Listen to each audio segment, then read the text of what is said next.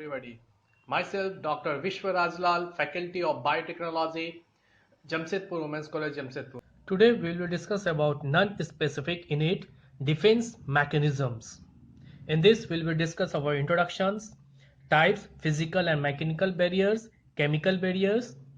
In physical and mechanical barriers, skin, mucous membranes, respiratory systems, gastrointestinal tract, genitourinary tract, and chemical barriers, bacteriocins, beta lysine, and other polypeptides, and related some questions.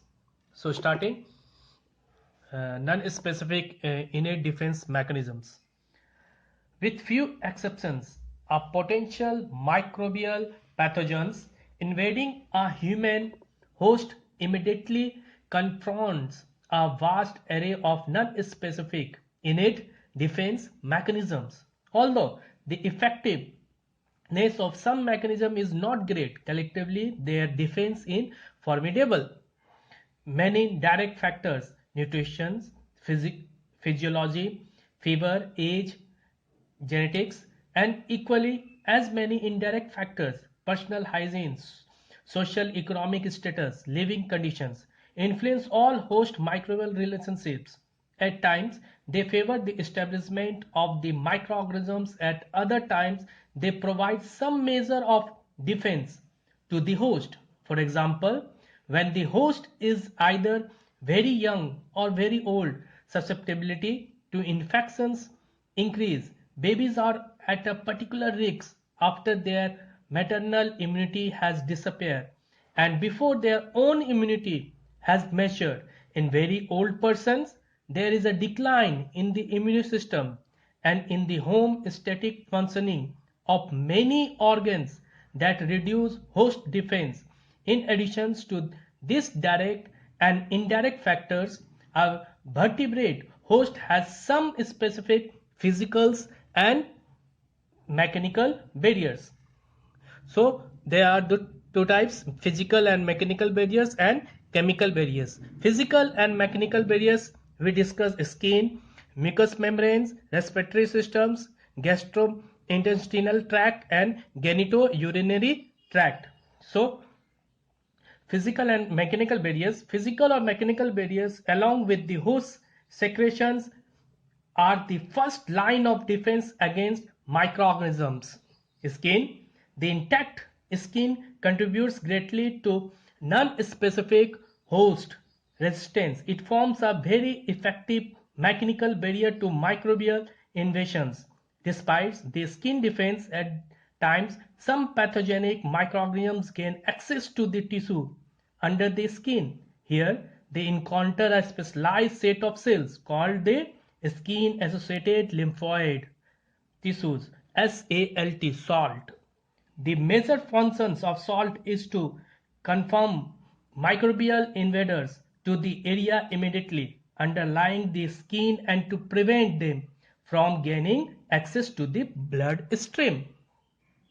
One type of SLT cell is the Langerhans cells, are specialized dendritic cells that can phagocytose antigens. Once the Langerhans cells has internalized the antigen, it migrates from the epidermis to nearby lymph node, where the cell differentiates into a specialized cell called the interdigitating dendritic cells. These cells can prevent the antigen on its surface and activate nearly T cells. The activated T cells can then interact with activated B cells to induce a humoral response that produce specific antibodies. The epidermis also contains another type of cell called the intraepidermal lymphocyte. These cells are strategically located in the skin so that they can interrupt any antigens that breach the first line of defense. This specialized salt cell function as T cells to destroy the antigen. A large number of tissue macrophages are also located in the dermal layer of the skin and phagocytose most microorganisms they encounter. Next, we discuss about mucous membrane. The mucous membrane of the eye, respiratory, digestive, and urogenital system withstand microbial invasions because the intact stratified squamous epithelium and mucous secretions form a protective covering that resists penetrating and traps many microorganisms. This mechanism contributes to non-specific immunity. Furthermore, many mucosal surfaces are bathed in specific antimicrobial secretions. For example, cervical mucus, prostatic fluid, and tears are toxic to many bacteria. One antibacterial substance is lysozyme, an enzyme that lyses bacteria by hydrolyzing the beta 1,4 bond containing N-acetyl-muramic acid and N-acetyl glucosamine in the bacterial cell wall peptidoglycan, especially in gram-positive bacteria. These mucous secretions also contain specific immunoprotein that help prevent the attachment of microorganisms and significant amounts of iron-binding lactoferrin. Like the skin, mucous membrane also have a specialized immunobarrier called mucosal associated lymphoid tissues, MALT, M-A-L-T. There are several types of MALT. The system's most studied is the gut-associated lymphoid tissues, GALT. GALT includes the tonsils, adenoids, and Peyer's patches in the intestine.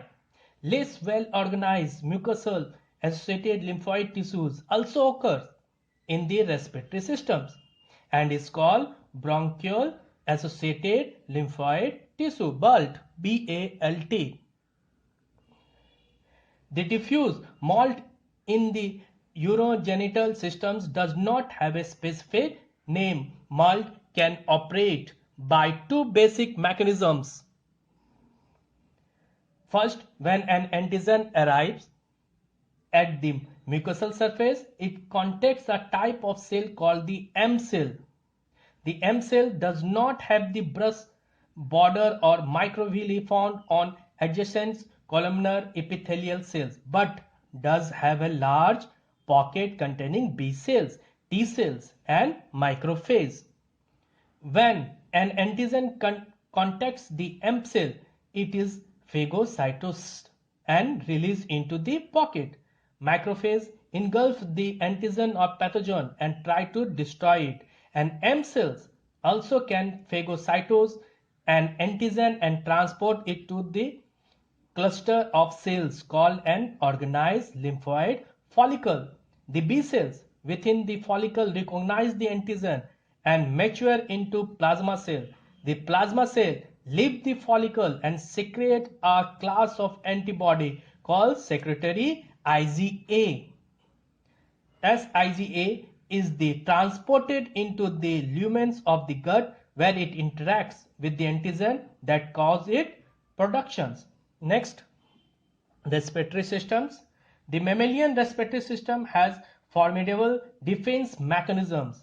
The average person inhales at least 8 microorganisms a minute or 10,000 each day. Once inhaled, a microorganism must first survive and penetrate the air filtration system of the upper and lower respiratory tracts.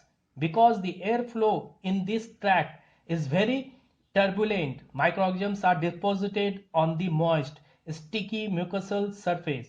The cilia in the nasal cavity beat towards the pharynx so that mucus with its trapped microorganisms is moved toward the mouth and expelled.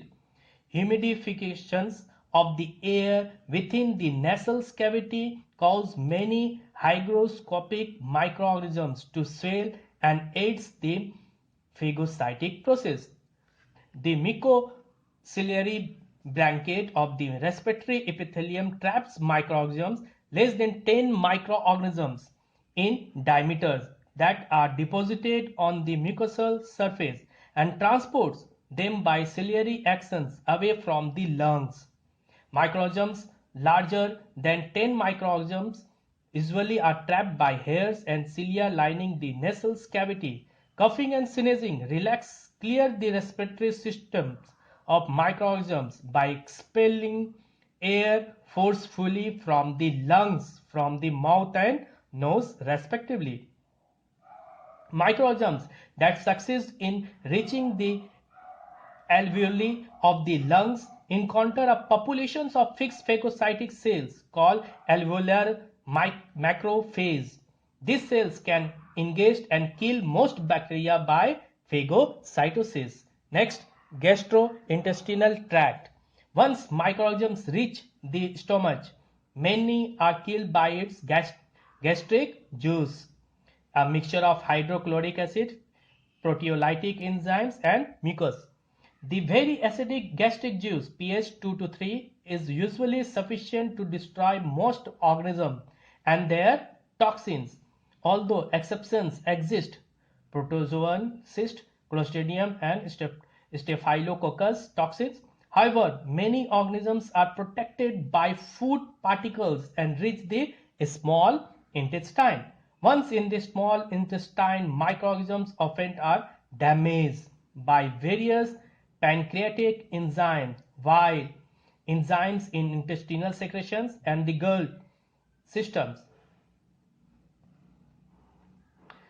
Peristalsis and the normal loss of columnar epithelial cells acts in concern to purge intestinal microorganisms. In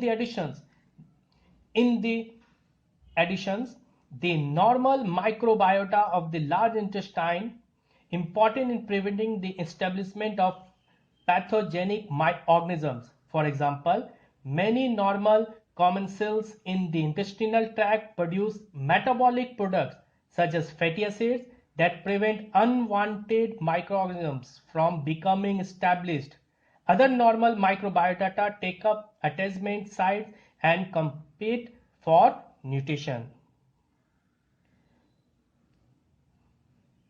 The mucous membrane of the intestinal tract contains cells called Paneth cells.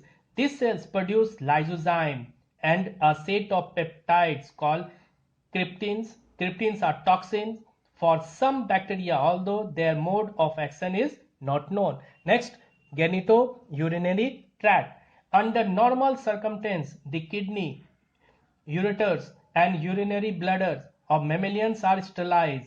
Urine within the urinary bladder also is sterilized. However, in both the male and female, a few bacteria are usually present in the distal portion of the urethra.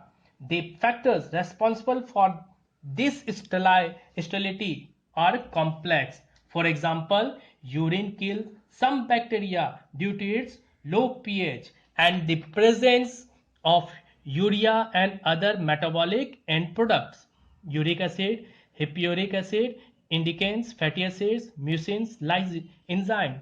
The kidney medulla is so hypertonic that few organisms can survive. The lower urinary tract is flushed with urine and some mucus 4 to 10 times each day, eliminating potential pathogens. In males, the anatomical length of the urethra provides a distance barrier that excludes microorganisms from the urinary bladder. Conventionally, the short urethra, 5 cm in females, is more rapidly traversed by microorganisms. This explains why general urinary tract infections are 14 times more common in females than in males. Next, we come to an eye.